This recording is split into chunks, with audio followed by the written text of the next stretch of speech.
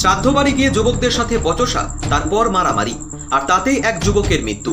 যাকে ঘিরে শহর রানীগঞ্জের বক্তানগর গ্রামের মহান্তকুলিপাড়া এলাকায় ব্যাপক উত্তেজনা ছড়িয়ে পড়ে। যুবক মৃত্যুর ঘটনায় অভিযুক্তদের বাড়িতে ভাঙচুর করে মৃতর আত্মীয় পরিজনরা। ক্ষণিকের মধ্যেই এলাকায় ছড়িয়ে পড়ে তুমুল উত্তেজনা খনি অঞ্চল রানীগঞ্জের বক্তানগরের মহান্তকুলিপাড়ায়। খবর পেয়ে ঘটনাস্থলে উপস্থিত হয় বিশাল পুলিশ বাহিনী, মোতায়েন কমব্যাট ফোর্স, থমথমে গোটা এলাকা। ঘটনাটি ঘটে বৃহস্পতিবার। তারপর মৃত আত্মীয় স্বজনরা তাকে স্থানীয় হাসপাতালে ভর্তি করে হাসপাতালে চিকিৎসা চলাকালীন গত শনিবার হাসপাতালে মৃত্যু হয় অমিত বাউরির। মৃত্যুর খবর ছড়িয়ে পড়তে ঘটনায় যুক্ত ব্যক্তিদের বাড়িতে ভাঙচুর করেন মৃত অমিত বাউরির আত্মীয় স্বজন এবং পরিবারের লোকজন। পরে সেখান থেকে মৃত অমিতের পরিবারের দুজনকে গ্রেপ্তার করে নিয়ে যায় পুলিশ। পাশাপাশি হাসপাতাল থেকে পুলিশ দেহ উদ্ধার করে ময়নাতদন্তে নিয়ে গেলে বচসা বাঁধে আত্মীয় স্বজন এবং পরিবারের লোকের সাথে। পরবর্তীতে মৃত অমিত বাউরির আত্মীয় স্বজন এবং পরিবারের লোক থানা ঘেরাও করে বিক্ষোভ দেখায় এবং তারা প্রশাসনের কাছে দাবি রাখে তাদের যে দুজন লোককে পুলিশ গ্রেপ্তার করেছে তাদেরকে অবিলম্বে ছেড়ে দিতে হবে এবং ঘটনার সাথে যুক্ত ব্যক্তিদের আইনানুগ শাস্তি দিতে হবে। এর আগে আমরা দেখেছি খনি অঞ্চলে একাধিক জায়গায় নানান ঘটনা ঘটেছে।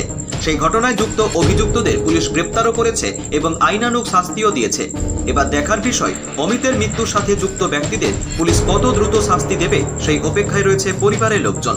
ঘটনাটা আমাদের রানীগঞ্জ বিধানসভার অন্তর্গত বক্তানগর যে গ্রামটি, সেই বক্তানগর গ্রামের একটা প্রত্যন্ত গ্রাম।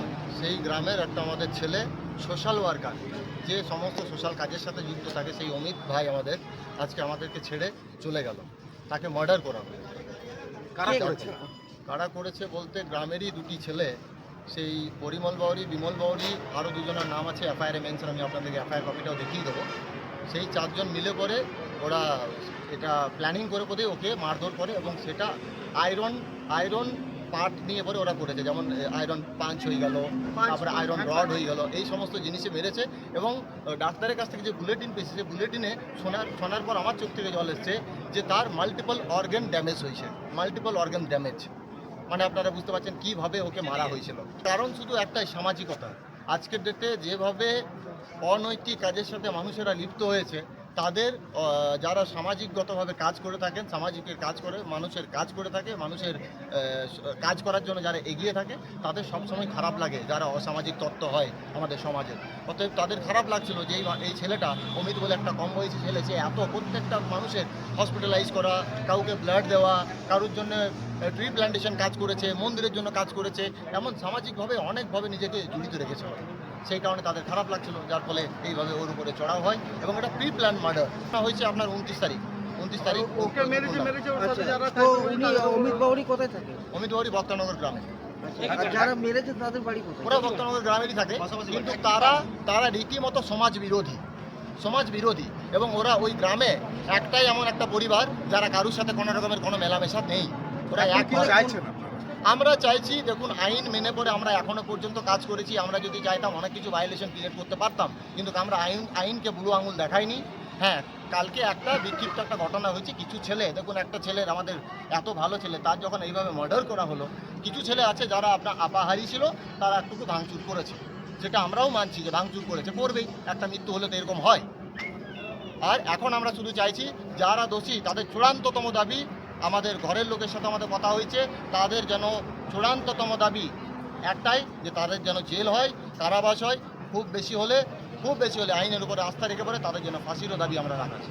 এখনো পর্যন্ত আরেকটা কথা আপনাদেরকে বলি, পুলিশের কাছে আমাদের আবেদন, যে দুটি ছেলে কাল রাত্রে, যে দুটি ছেলেকে পুলিশ, রানীগঞ্জ থানার পুলিশ যে নিয়ে গেছে অকারণে, ওদেরকে একেবারে কোনো কিছু বাউন্ডেশন ছাড়াই ওদেরকে ছেড়ে দিতে হবে, এটাই আমাদের দাবি। যদি না ছাড়া হয় তাহলে আমরা গুরুতর, মানে জোরালো আমরা আন্দোলনে নেমে পড়ব।